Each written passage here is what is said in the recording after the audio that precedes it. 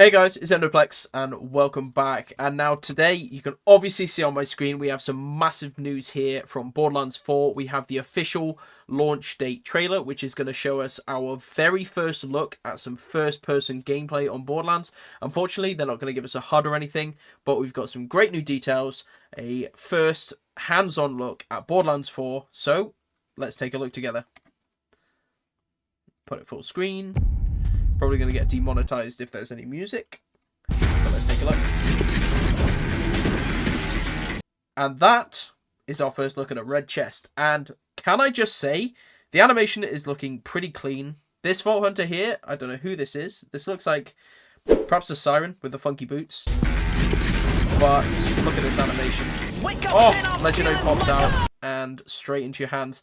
Now, obviously that looks like the pickup animation, like normal, but it is a really nice looking animation. Don't know what weapons these are. I mean, this got a great big mag, so maybe Bandit, who knows? This one's quite clearly a Jacobs or possibly Jacobs variant. It's kind of, we're not too sure what the actual manufacturers are going to be at the minute, but it's sort of giving those sort of Jacob look about it. And then this one is kind of reminding me of like maybe a Maliwan weapon or possibly Hyperion. Not too sure, but again, there might be just totally new manufacturers. We don't know. We're in a totally different area of the galaxy.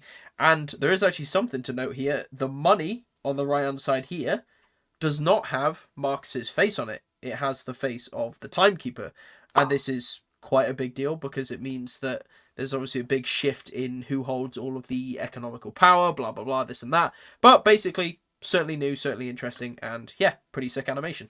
Wake up and I'm feeling like Okay, this is going to be a bit jump cutty because that's just the way these things are.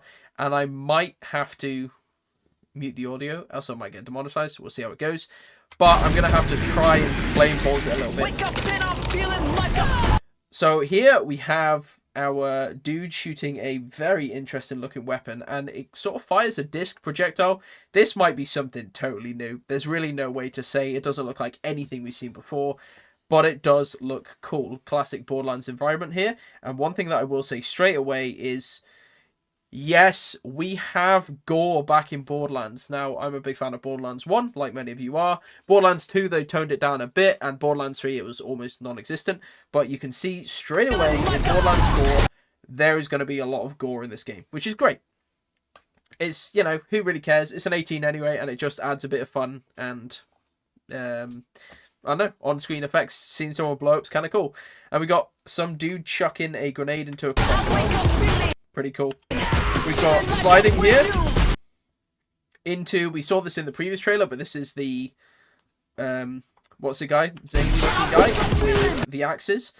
And that's, looks like he went from like into a slide jump. Maybe this action skill lifts him up a little bit, but really cool. Obviously, our movement abilities are going to be quite well progressed from this game. We know we've got double jumping.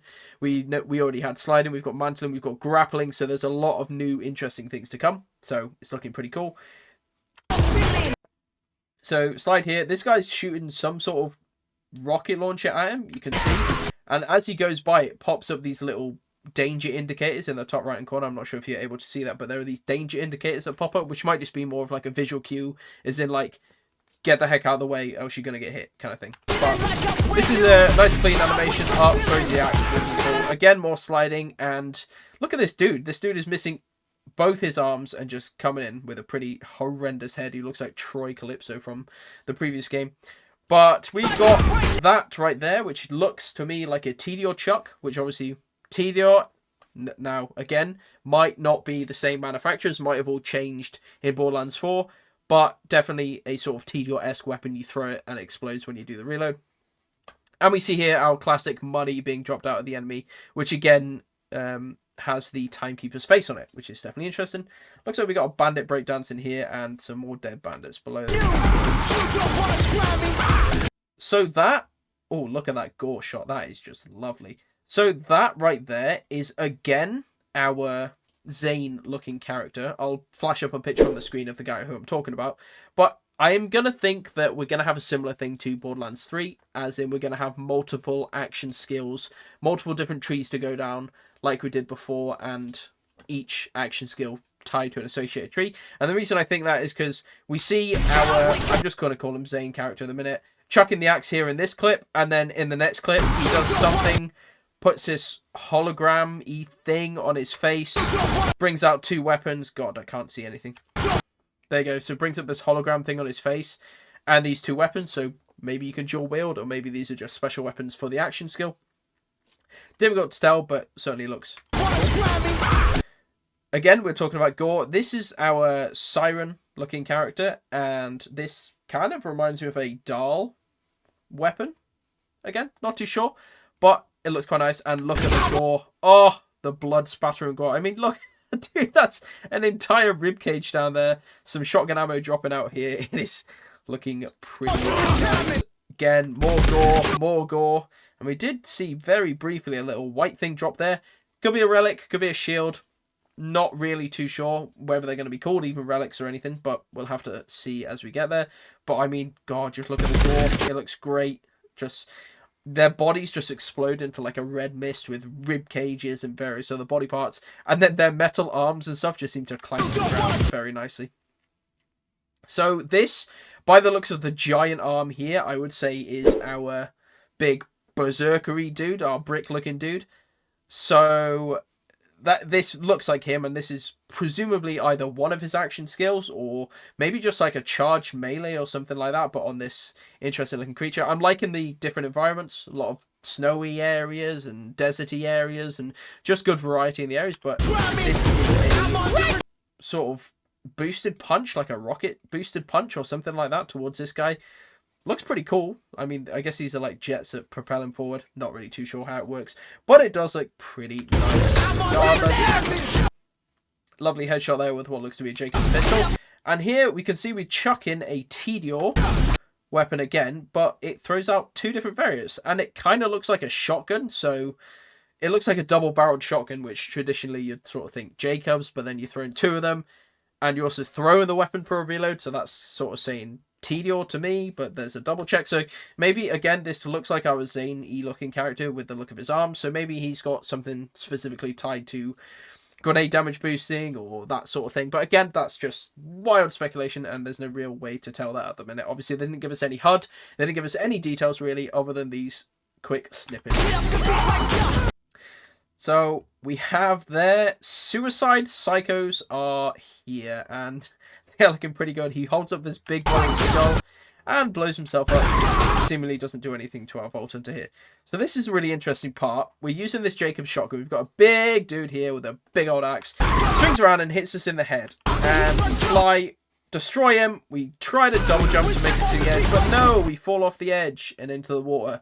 And they're sort of baiting you, thinking, oh, you're falling into the water and you died, because that's what would have happened in old Borderlands games. Well, not anymore. Borderlands 4,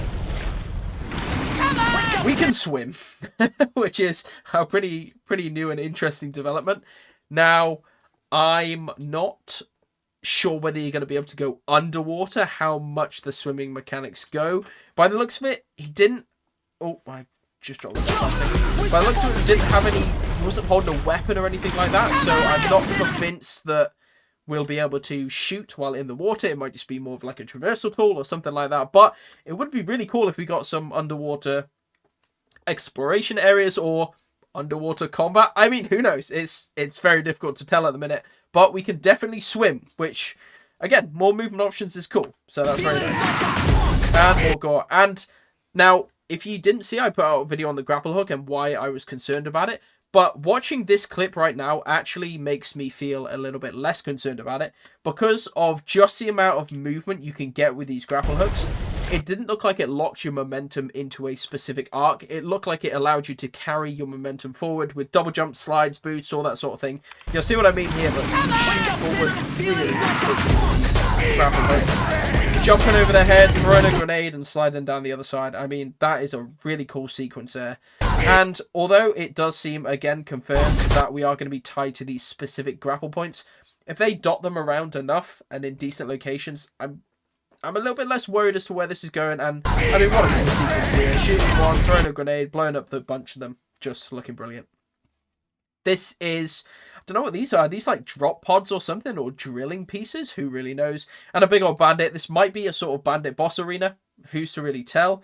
Again, not really even called bandits, are they? But they definitely give that bandit look anyway. So, big old boss really going on here. And we have some sort of... I mean, who's this? This is going to be our soldiery looking girl, our ex. What we're speculating to be a Maliwan soldier is what we think her origins are going to be.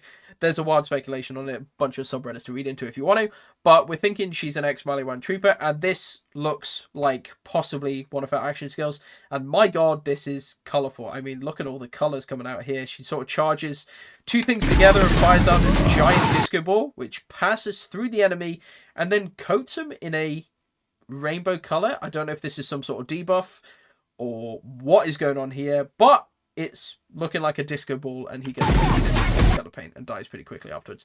And then a massive nuke happens where the ball eventually either it runs out of time and blows up, or it hits like a solid wall rather than a person. Obviously, it went straight through the bandit, so who knows really, it might pass through the bandit and create a debuff and then explode behind him, or when it hits a solid wall or something like that. Not really too sure, but it looks like a... Here we're fighting some brand new enemies. Like, obviously, the bandits of this area, so to speak, are going to be new enemies. But these are definitely very new indeed. Tiny little heads and weird sort of angular bodies. Looking pretty interesting. And I will just say, this area where we are now kind of just gives me like a Chinese or Japanese town kind of neon city vibes. Kind of cyberpunk-esque. It's going for a really nice tone, I think. It's looking very cool indeed. Look at this scene. We are flying or jumping from a grapple or something. But look at the rockets this guy shooting from above. Just absolutely nuking the place from above. Next scene, we've got this giant orange mist. Now, is this radiation element back in Borderlands 4? Possibly. Or is this just... These guys are covered, their insides are golden, yellowy blood, perhaps. I'm leaning more towards them just having goldeny blood, because this guy crawling over the drain is kind of got golden stuff leaking out of him. So I don't necessarily think this is radiation element, but it might be. But these guys have got some cool bits. And again, just look at the gore and the viscera. Beautiful. Always lovely to see. This looks like some giant boss arena here that we have. Now, it kind of looks like the Grave Ward from Borderlands 3. Obviously not quite, but it's some weird plant-looking monster. And I can't really see anything around the environment. I was sort of looking for grapple hooks, because maybe you're going to have to grapple up and then throw grenades at his back or something. But he shoots at all these spores, and yeah, looks like a pretty cool boss encounter. Certainly unique. This is presumably another one of our Sirens ultimates, and potentially one from a different tree. Unfortunately, they do cut away just as something's about to happen, but what can I just say? What the hell is going on in this area? It sort of looks like... what is it called? Blood, Love and Tentacles. The Hammerlock Wedding DLC with Wainwright. It gives me that sort of vibe. Looks super gross and super slimy and disgusting. But it's definitely interesting. And more weird new enemies here. Unfortunately, like I say, it cuts away and we don't see anything. It just cuts to more grenades and more gore.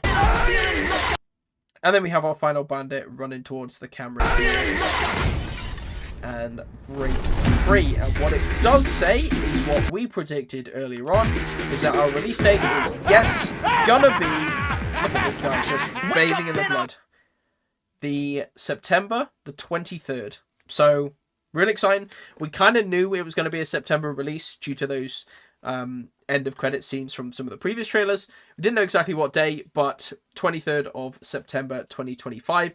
Borderlands loves a September release, and I'm excited for it too, because my birthday's in August, so that means just in time for another Borderlands game as I hit 28. So, man, very excited for this. I will say the whole trailer was pretty hype.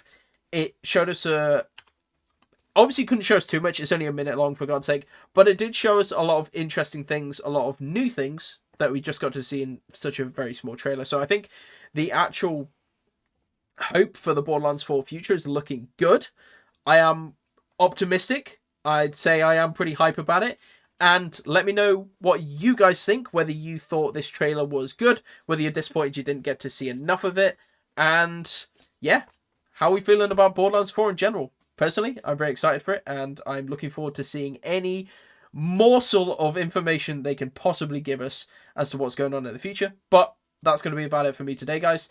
Thanks very much for watching. Take care, and I'll see you next time. Bye-bye.